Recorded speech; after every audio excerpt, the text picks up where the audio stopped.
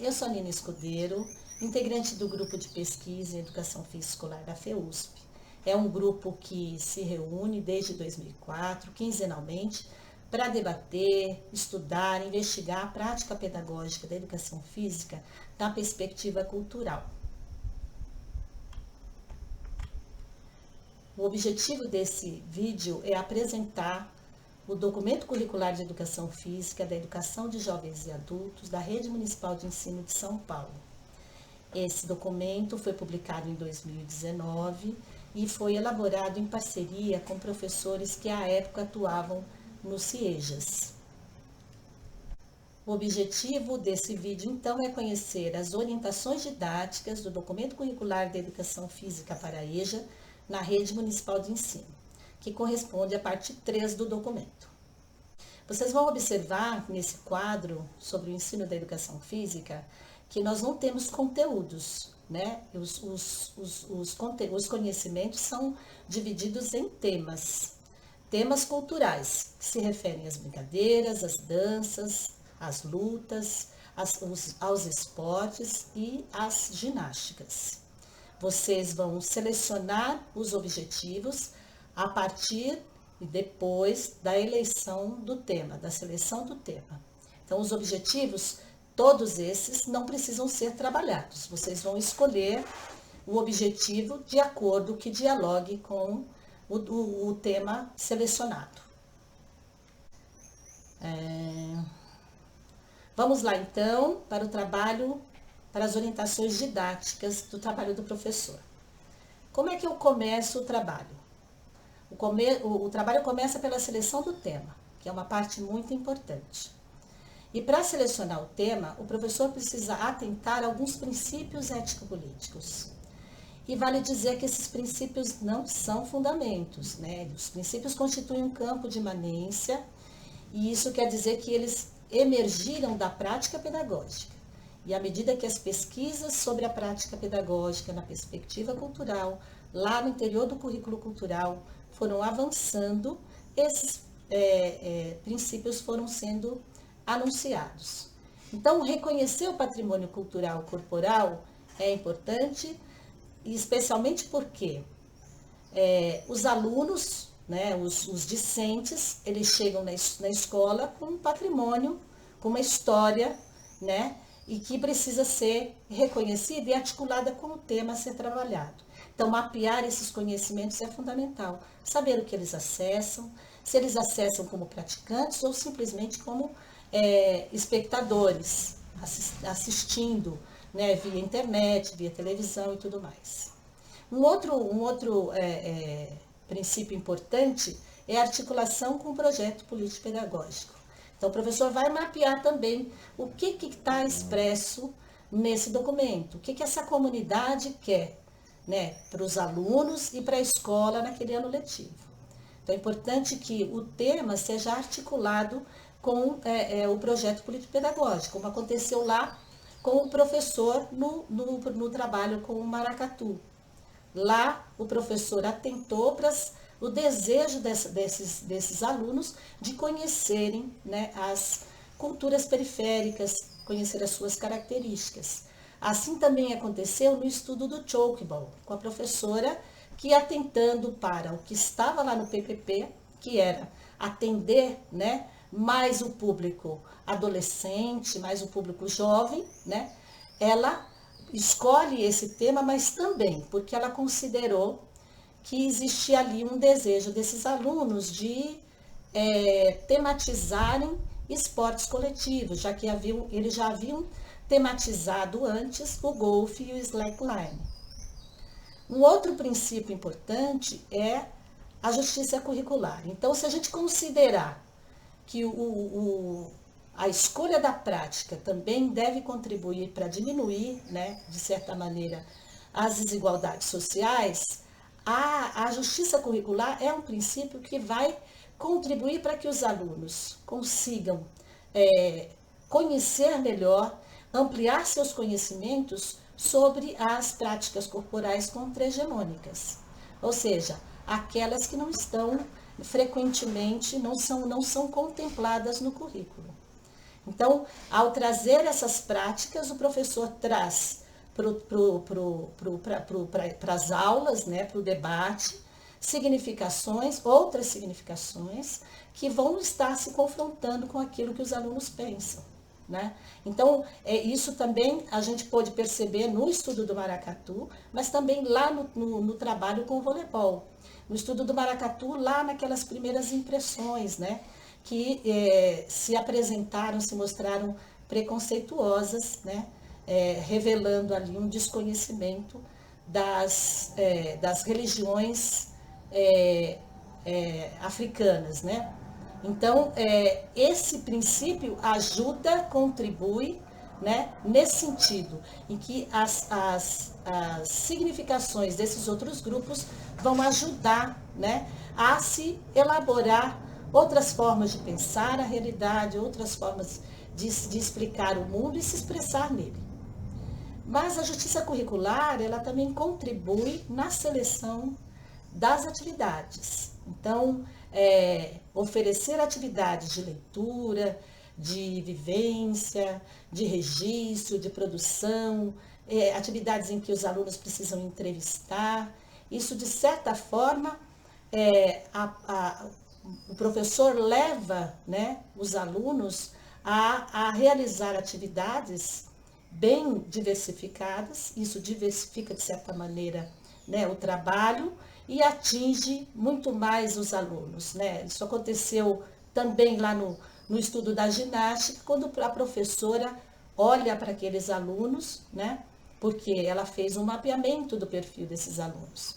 Quem são esses alunos? Bom, são senhores, senhoras, são avós, pais, são as mães que levam seus filhos, são o aluno trabalhador que de lá parte para o trabalho ou que vem do trabalho para a aula.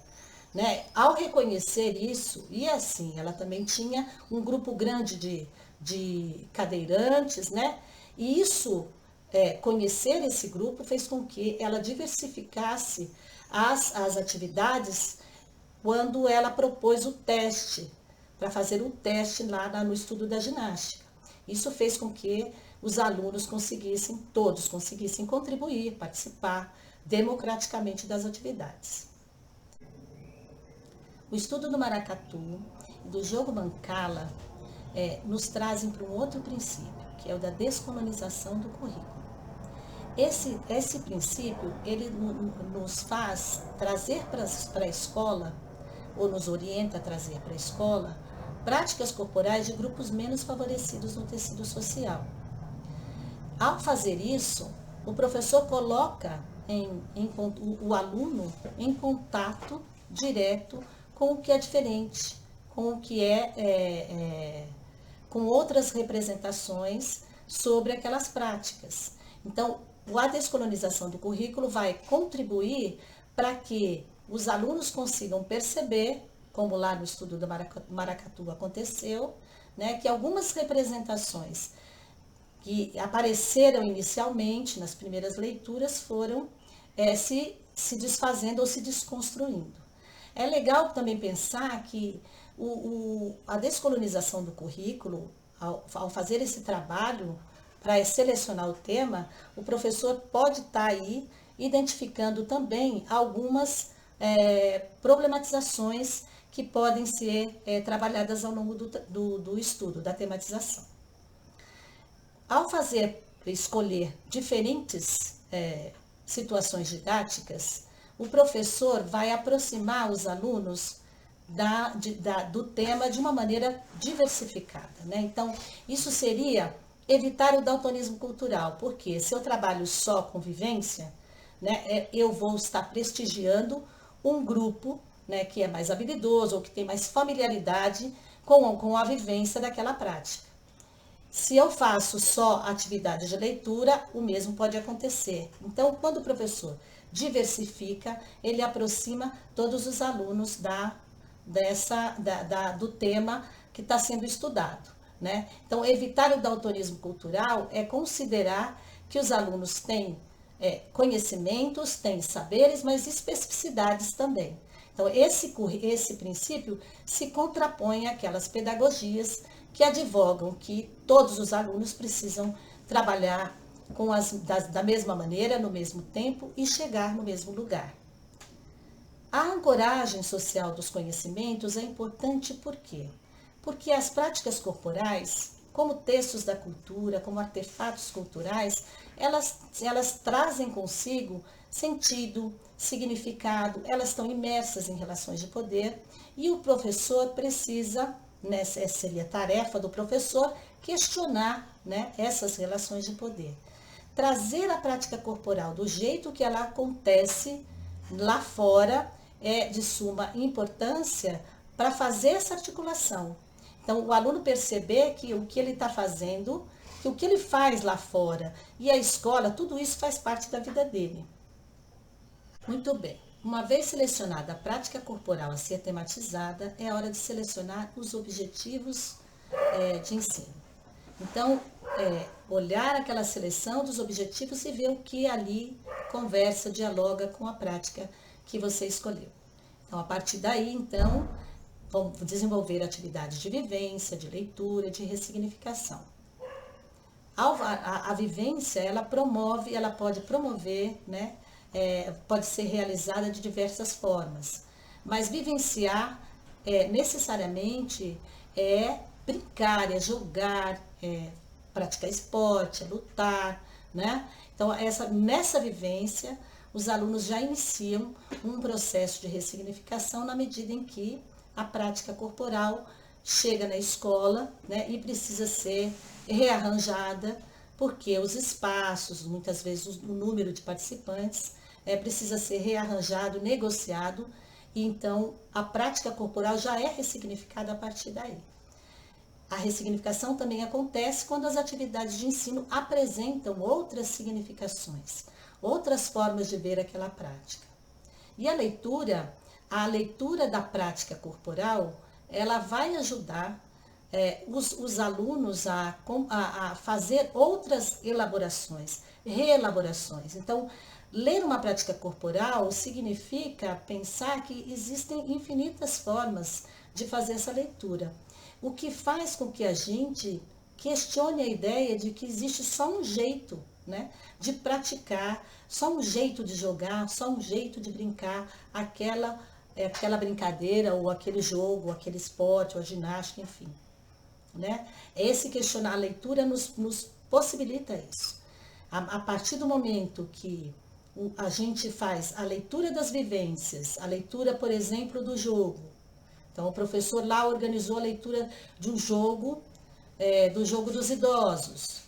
Então, ele percebe que ali ele desestabiliza a compreensão da ideia de velhice, da ideia de jogo de vôlei mesmo. Então, as leituras nos ajudam a pensar que existem outros jeitos de narrar as práticas corporais. As atividades de aprofundamento, elas vão fazer com que os alunos conheçam um pouco mais sobre aquela prática. Aquilo que não apareceu lá nas primeiras leituras, as atividades de aprofundamento vão trazer. Então, um exemplo, a corrida de orientação, que está lá no documento, vai mostrar isso. À medida que o professor ia trazendo as atividades de ensino, os alunos iam conhecendo melhor essa prática. As atividades de ampliação vão colocar o aluno em contato com outros discursos, com outras fontes de informação, fazendo com que eles consigam perceber, né, que aquela prática ela é atravessada por discursos, por formas de conduzir as condutas, né, dos estudantes. E um exemplo que não está no documento, mas que a gente pode pensar, é a corrida de rua, né? De repente, para fazer a corrida de rua, a gente precisa de um determinado tênis, de uma determinada roupa, precisa de um determinado suplemento. Então, as atividades de ampliação, elas nos ajudam a enxergar as formas como as práticas corporais são atravessadas por diferentes interesses. né? Muito bem.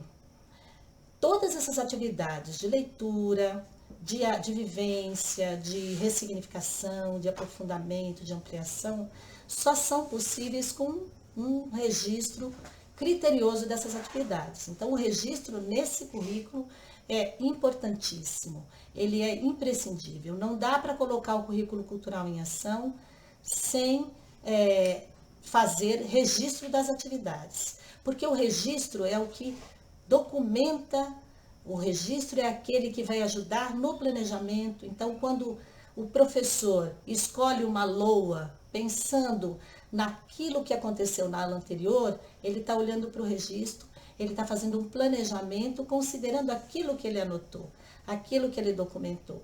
E o registro pode ser feito de diversas maneiras. Ele pode ser feito em fotos, em vídeos, escrito, com produção de artefatos, né? O registro, ele caminha lado a lado com a avaliação.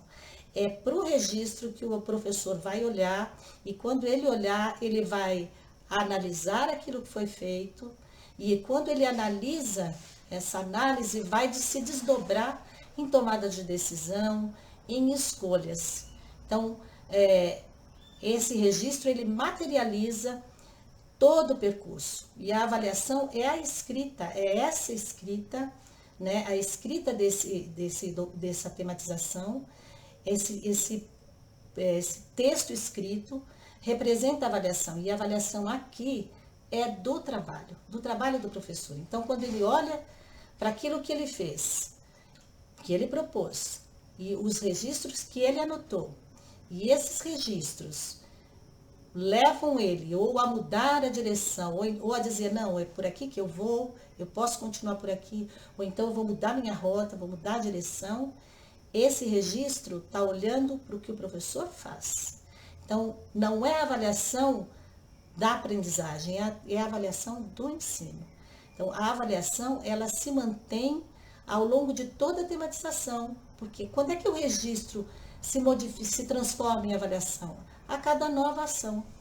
Porque o professor vai olhar para ele e vai pensar em como ele vai articular, se ele vai suspender aquilo que ele está fazendo para debater uma questão que apareceu ali, ou se ele vai seguir adiante. Então, avaliar aqui se distancia de qualquer conceito, de qualquer concepção meritocrática, qualquer concepção que venha a punir, a separar, a segregar os estudantes. A avaliação nesse sentido, ela acompanha, assim como o mapeamento também acompanha toda a tematização.